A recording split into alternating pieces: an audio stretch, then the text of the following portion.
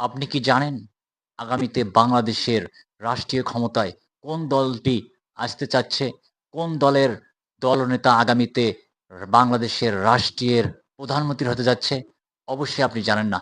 আজকে আমি আপনাকে সত্য একটি তথ্য দেব ইনশাআল্লাহ। সারা বাংলাদেশের আনাচে-কানাচে, গ্রামে-গঞ্জে দাঁড়িপাল্লার যে গণজোয়ার সৃষ্টি হয়েছে, ইনশাআল্লাহ আগামীতে বাংলাদেশ জামাত ইসলামীর ডক্টর শফিকুর রহমান বাংলাদেশের প্রধানমন্ত্রী হবেন। আপনি কি আমার সঙ্গে একমত? যারা আমার সঙ্গে একমত তারা অবশ্যই আপনাদের গুরুত্বপূর্ণ মতামত আমার এই চ্যানেলের কমেন্ট বক্সে কমেন্ট করবেন।